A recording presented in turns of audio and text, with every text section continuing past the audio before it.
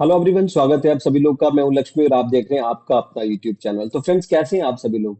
मैं उम्मीद करता हूं हमारे सभी दर्शक बहुत अच्छे होंगे, स्वस्थ होंगे, हेल्दी होंगे, राइट। तो फ्रेंड्स, आज के इस वीडियो का टॉपिक है, वो बहुत ही इंटरेस्टिंग टॉपिक है कि क्या कोई इंडिविजुअल बिगिनर से प्रो बन सकता है, वो भी स्टॉक मार्केट में, और मात्र 14 दिन में, यानी कि 2 हफ्ते में। थोड़ा सा रियलिस्टिक नहीं लगता है, क्योंकि जितने भी दर्शक इस वीडियो को देख रहे हैं, इसमें से बिगिनर भी होंगे काफी लोग, और कुछ ऐसे ट्रेडर्स भी होंगे जो काफी लंबे समय से मार्केट के साथ जुड़े हुए होंगे। तो हमें ऐसा क्यों लगता है कि ऐसा संभव नहीं है? क्योंकि हम इस चीज को डायरेक्ट अपने साथ जोड़ते हैं, अपनी स्टॉक मार्केट की जर्नी के साथ जोड़ रहे हैं। क्योंकि हमने मार्केट को सीखा नहीं, समझा नहीं, रैंडमली स्टार्ट कर दिया। कोई इंडिविजुअल ट्रेड कर रहा था, कोई आपका फ्रेंड है वो ट्रेड कर रहा था, आपने किसी को ट्रेड करते हुए देखा, आपने डीमेट अकाउंट ओपन कर लिया, किसी के कहने से आपने ट्रेड करना शुरू कर दिया, और जहां से कोई आदमी कुछ भी बोलता गया, आप उसको मतलब बांध के अपने साथ लेके चलते गए, और आपको लगा कि हाँ, आप ट्रेड सीख रहे हैं। तो क्या ये सही अप्रोच थी स्टॉक मार्केट को लेकर? नहीं। यही कारण है कि हमें लगता है कि 2 हफ्ते के अंदर कोई भी इंडिविजुअल है वो बिगिनर से प्रो नहीं बन सकता है।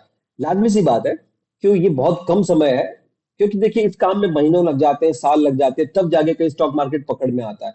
ऐसा इसलिए होता है क्योंकि हम सही सिरे से, सही मतलब इसकी शुरुआत अच्छे से नहीं करते, है ना। तो देखिए, अगर आपको स्टॉक मार्केट को लेकर, अगर अपनी बुनियाद, आपको फाउंडेशन अगर मजबूत करनी है, और आपको एक कॉन्फिडेंट ट्रेडर बनना है, तो आपको कुछ ऐसी जो एक्टिविटीज है जो आपको करनी पड़ेंगी। तो इस 14 दिन का जो हम बात कर रहे हैं कि 14 दिन के अंदर क्या कोई ट्रेडर मतलब बिगिनर से प्रो बन सकता है, तो उसको हम एक फेज मैनर में बात करेंगे, सिस्टमेटिक तरीके से बात करेंगे कि हमें कब कब क्या क्या करना चाहिए। तो वीडियो में आखिर तक बने रहिएगा। वीडियो को आप लाइक करना बिल्कुल मत भूलिएगा, शेयर कीजिएगा, और चैनल के साथ अभी जुड़ जाइएगा अगर आप चैनल पर नए हैं तो, राइट। तो हम इन 14 दिनों को हम डे वाइज अगर ब्रेक करें, तो पहले 3 दिन की बात कर लेते हैं, फर्स्ट 3 डेज, यानी कि मतलब फर्स्ट टू 3 डेज। तो पहले 3 दिन में आपको क्या करने की जरूरत है? पहले 3 दिन में आपको बेसिक्स के ऊपर काम करने की जरूरत है कि भाई स्टॉक मार्केट के बेसिक्स क्या होते हैं। आपको स्टॉक मार्केट के बेसिक्स को समझना होगा कि भाई एक्सचेंज क्या होता है, एनएससी क्या होता है, बीएससी क्या होता है, इंडेक्स क्या होता है ना, इक्विटी किसको बोलते हैं, आईपीओ क्या होता है, डिविडेंड क्या होते हैं। तो कुछ टर्मिनोलॉजी इसके ऊपर आपको काम करना पड़ेगा कि भाई ये सब चीजें आपको पता होनी चाहिए। कहीं अगर किसी ने कुछ डेरिवेटिव बोल दिया तो आपके ऊपर से निकल जाएगा डेरिवेटिव क्या होता है। तो इस तरीके से आपको हर चीजों को समझना पड़ेगा। 3 दिन आपको जो इनिशियल 3 डेज है वो आपको बेसिक्स क्लियर करने के लिए, टर्मिनोलॉजी क्लियर करने के लिए कि इस चीज का मतलब क्या होता है, इस टर्म का मतलब क्या होता है। तो इसके लिए देखो, आपको सोशल मीडिया के ऊपर, वेब के ऊपर बहुत सारे वीडियोस भी मिल जाएंगे, ट्यूटोरियल्स मिल जाएंगे। आप उनकी हेल्प से भी इसको समझ सकते हैं कि भैया बेसिक्स आपको कैसे क्लियर, मतलब कैसे क्लियर करने चाहिए, ठीक है। तो बेसिक्स क्लियर करने के लिए आपके पास पहले 3 दिन है, आप सोशल मीडिया की हेल्प लीजिए। यूट्यूब के ऊपर बहुत सारा कंटेंट है। तो बेसिक्स आपके क्लियर होने चाहिए स्टॉक मार्केट के, राइट।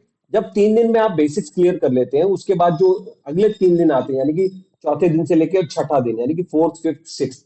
तो ये 3 दिन जो, और आपको जो नेक्स्ट 3 डेज हैं, इसके अंदर आपको क्या करने की जरूरत है? आपको जो एनालिसिस का जो मतलब कोर एनालिसिस सीखने की जरूरत है ना। आप मतलब एनालिसिस होता क्या है, एनालिसिस की बारीकियों को सीखने की जरूरत है कि भाई एनालिसिस क्या होता है। देखिए, एनालिसिस में देखिए 3 तरीके का एनालिसिस होता है। फंडामेंटल एनालिसिस आप देख पाएंगे मार्केट में जो एप्लीकेबल होता है। फिर इसके साथ साथ में टेक्निकल एनालिसिस होता है जो मार्केट के ऊपर एप्लीकेबल होता है, जिसको आपको समझने की जरूरत है। इसके अलावा साइकोलॉजिकल एनालिसिस भी आपको करना पड़ेगा मार्केट को लेकर, ठीक। अब बात आती है कि भाई ये फंडामेंटल एनालिसिस को कैसे सीखें, और ये होता क्या है। देखो, कंपनी के जो फाइनेंशियल्स होते हैं, किसी भी कंपनी के फाइनेंशियल्स होते हैं, वो डिपेंड करते हैं बहुत सारे फैक्टर्स के ऊपर।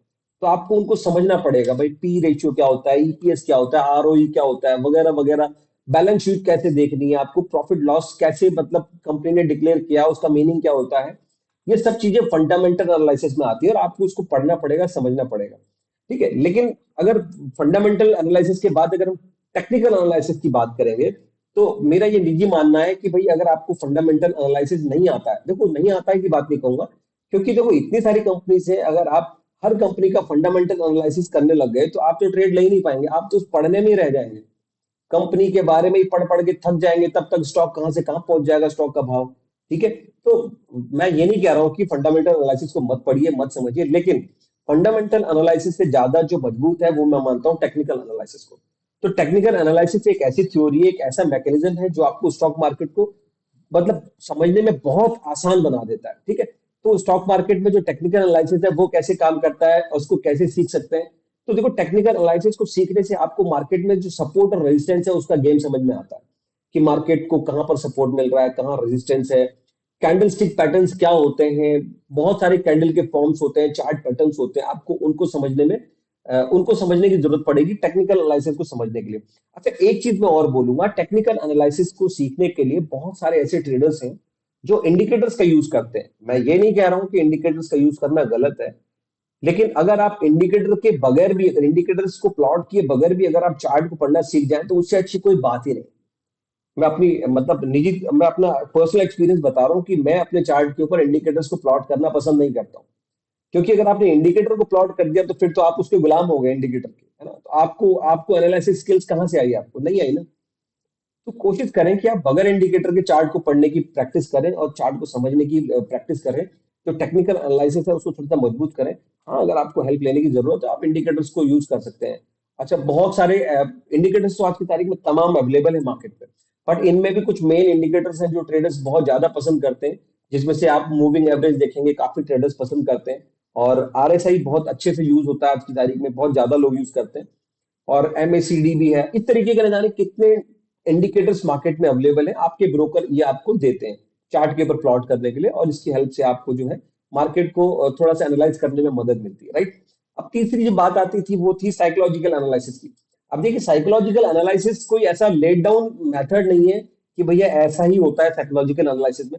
साइकोलॉजिकल एनालिसिस बोलती है कि जब पूरी दुनिया चार्ट को देख रही है तो पूरी दुनिया में से किसी को लॉस नहीं होना चाहिए, लेकिन फिर भी तो लॉस होते हैं। तो टेक्निकल जो साइकोलॉजिकल एनालिसिस है वो आपको स्किल बताती है कि आप वो चीज देखें ना जो कोई नहीं देख रहा है। पूरा बाजार एक तरफ जा रहा है, मान लीजिए पूरा मार्केट ऊपर की तरफ चल रहा है, स्ट्रॉन्ग अप ट्रेंड में है, तो क्या कोई ट्रेडर इसको शॉर्ट करके नीचे लाने के लिए प्लान नहीं कर रहा होगा? इंडेक्स को नीचे लाने के लिए भी तो प्लान कर रहा होगा। तो ये साइकोलॉजी है ट्रेडर्स की कि भाई सभी लोग बाई कर रहे हैं तो चलो मैं भी बाई करके चलता हूँ। ऐसा नहीं है, बहुत बार देखा जाता है कि भाई ट्रेडर को विपरीत डायरेक्शन में ट्रेड लेके भी फायदा होता है। क्यों? क्योंकि जो ट्रेडर्स की साइकोलॉजी है वो समय समय पे चेंज होती है। ठीक है, तो वो कोई बात नहीं, वो जब आप देखेंगे आगे बढ़ेंगे तो आपको धीरे धीरे समझ में आएगा कि भाई ट्रेडर्स की साइकोलॉजी भी मैटर करती है। ठीक है, तो जब आप पहले 6 दिन आपके जब बीत गए हैं, आपने बेसिक्स क्लियर कर लिया, थोड़ा सा एनालिसिस पार्ट भी क्लियर कर लिया है, उसके बाद आप पेपर ट्रेडिंग की तरफ बढ़ेंगे 7वें दिन से 9वें दिन के लिए, है ना? मतलब 7th 8th 9th, 7वां दिन 8वां दिन और 9वां दिन। तो इन 3 दिनों में आप प्रैक्टिस करेंगे, पेपर ट्रेडिंग की प्रैक्टिस करेंगे, दैट इज विदाउट कैपिटल। आप उसमें आपको कैपिटल डालने की जरूरत नहीं है, आप विदाउट कैपिटल मार्केट को प्रैक्टिस करेंगे।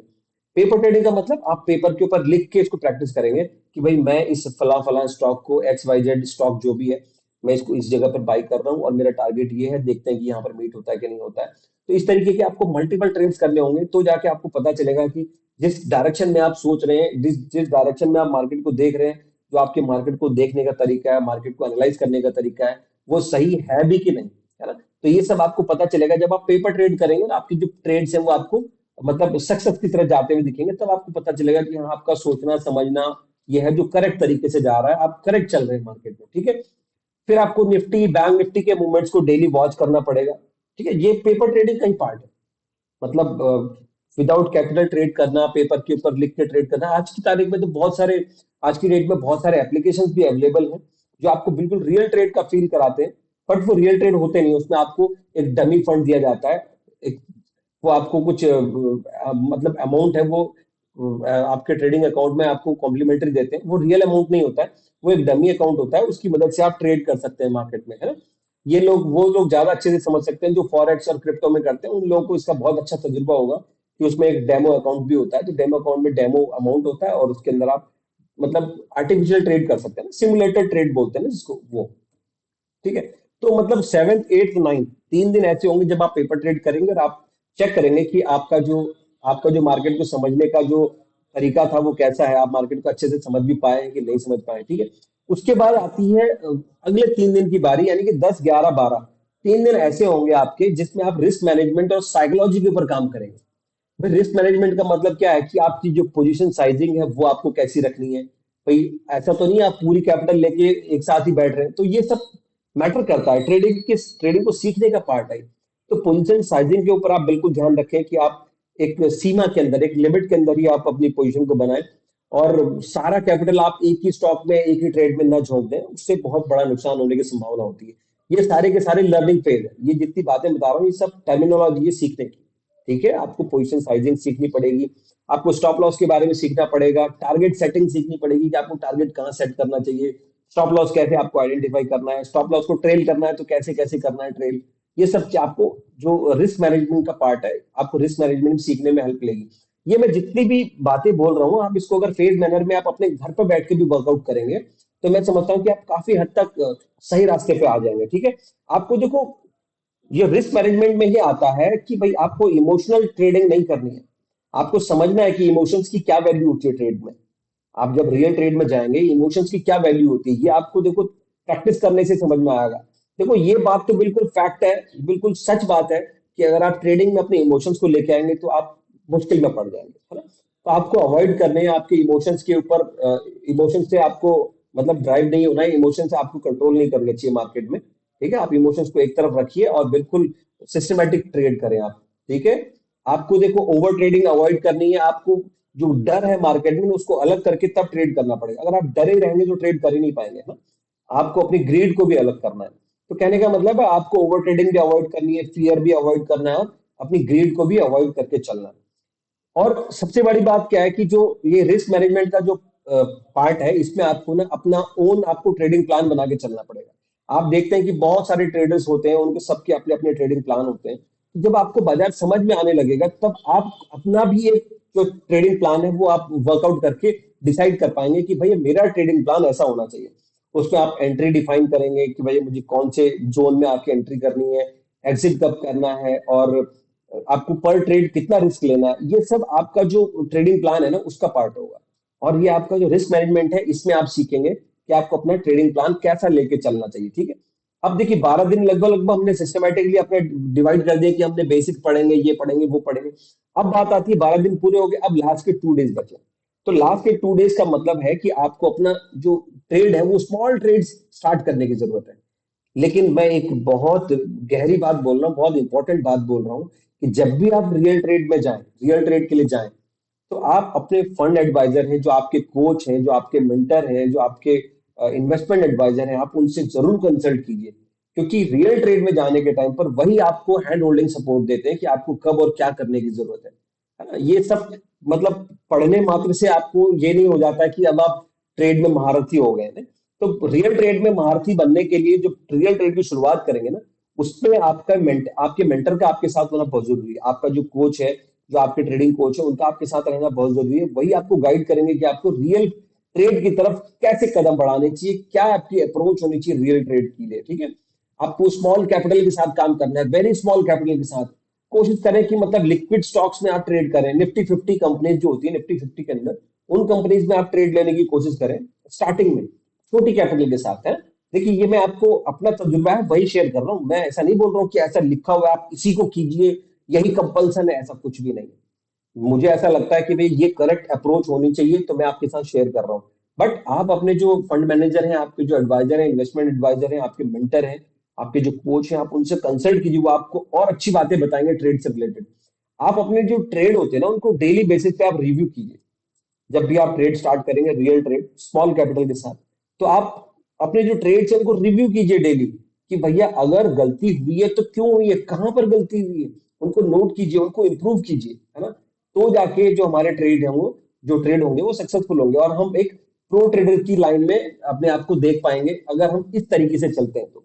देखिए, अगर मार्केट की जर्नी में अगर आपको मदद की जरूरत पड़ती है, तो काफी सारी बुक्स भी हैं मार्केट में अवेलेबल, जिनकी हेल्प भी ले सकते हैं आप मार्केट को समझने के लिए, टेक्निकल एनालिसिस को समझने के लिए, फंडामेंटल एनालिसिस को समझने के लिए। तो बहुत सारी बुक्स हैं और काफी सारे एप्लीकेशंस भी हैं मार्केट में, जो आपको बिल्कुल रियल ट्रेड फील करवाते हैं। बट वो होते हैं आर्टिफिशियल ट्रेड, यानी कि सिमुलेटेड जो ट्रेड होते हैं उनके एप्लीकेशंस होते हैं। यानी कि आपको रियल ट्रेड का फील देंगे, बट वो रियल ट्रेड नहीं होगा। ठीक है, और वेबसाइट्स भी बहुत सारी हैं आज की तारीख में, जो आपको ट्रेडिंग को समझने में हेल्प कर सकती हैं। और इसी मतलब वेबसाइट्स की बात करेंगे तो एनएससी इंडिया की जो ऑफिशियल वेबसाइट है, उसमें आपको बहुत सारे डेटा मिल जाता है एनालाइज करने के लिए, मतलब मार्केट का एनालिसिस करने के लिए बहुत सारा लाइव डेटा मिल जाता है। तो वो आपको बहुत हेल्पफुल होगा, है ना।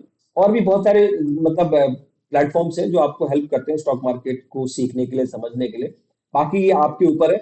लेकिन अगर आपको अपनी जो ट्रेडिंग स्पीड है, जो आपको आपकी जो लर्निंग की स्पीड है उसको बूस्ट करना है आपको, कि भैया मैं एक अच्छा ट्रेडर बन पाऊं और मार्केट को अच्छे से समझ पाऊं, और ये मेरे फ्यूचर में मेरे साथ चलता रहे पॉजिटिव वे में, तो आपको देखो स्ट्रैटेजी आपकी बनानी पड़ेगी, लगभग एक या दो स्ट्रैटेजी आपको ऐसी बनानी पड़ेगी जो आप कभी नहीं छोड़ेंगे, है ना। किसी ने कुछ बोल दिया तो आप उस स्ट्रैटेजी पे लग गए, तो आपको अपनी भी एक दो स्ट्रैटेजी ऐसे बना के रखनी पड़ेंगी जिसके ऊपर आपको बहुत ज्यादा कॉन्फिडेंस होगा, और जो आपकी टेस्टेड जो स्ट्रैटेजीज होंगी, राइट। और कोशिश करें कि स्टार्टिंग में आप जो एफ एंड ट्रेडिंग है, जो ऑप्शन ट्रेडिंग है, उसको आप अवॉइड करें, क्योंकि आप ऑप्शन ट्रेडिंग है वो आपको ट्रबल में डाल सकते हैं स्टार्टिंग में, क्योंकि आपको मार्केट का तजुर्बा कम होता है। तो आप कोशिश करें कि आप एफ एंड ट्रेडिंग को आप इनिशियली आप अवॉइड करें, और बाद में धीरे धीरे जब आप समझने लगेंगे तो आपको सारी चीजें अच्छी और आसान लगने लगेंगी, ठीक है। और एक और चीज मैं बोलूंगा कि अगर आप स्टॉक मार्केट की शुरुआत कर रहे हैं, जर्नी स्टार्ट कर रहे हैं स्टॉक मार्केट की लर्निंग स्टार्ट कर रहे हैं, तो लगभग आपको दिन में 3 घंटे कम से कम आपको दिन में देने चाहिए। तो जाके मैं समझता हूँ कि आप मार्केट को अच्छे से समझ पाएंगे, और आपके लिए बहुत हेल्पफुल भी होगा, राइट। तो आज की इस वीडियो का कंटेंट अगर आपको वाकई पसंद आया, फ्रूटफुल लगा, एजुकेटिव लगा है, तो वीडियो को लाइक कीजिएगा, वीडियो को शेयर कर दीजिएगा जितने ज्यादा ट्रेडर्स तक कर सकते हैं। क्योंकि अगर हमारे वीडियो से अगर किसी एक बिगनर को अगर हेल्प मिलती है, तो इससे अच्छी और क्या बात है। और भी एक बात मैं बोलूंगा कि हमारे कोई भी ट्रेडर अगर जिन्हें लगता है कि भैया कुछ दिक्कत है मार्केट को समझने में, तो आप मुझे बिल्कुल बेझिझक कनेक्ट कर सकते हैं, मेरे साथ कांटेक्ट कर सकते हैं। वीडियो के डिस्क्रिप्शन में हमने बहुत सारी इंफॉर्मेशन मेंशन की हुई है, हो सकता है कि उसमें से कुछ इंफॉर्मेशन आपके काम आ जाए। तो प्लीज आप बिल्कुल बेझिझक अप्रोच कर सकते हैं मुझे, अगर आपको सीखने में कुछ दिक्कत आ रही है तो मैं उम्मीद करता हूं कि हम आगे वाले वीडियोस में इसी तरीके से कनेक्टेड रहेंगे। चैनल को सब्सक्राइब करना बिल्कुल मत भूलिएगा फ्रेंड्स, मिलते हैं नेक्स्ट वीडियो में नेक्स्ट अपडेट के साथ, तब तक के लिए नमस्कार।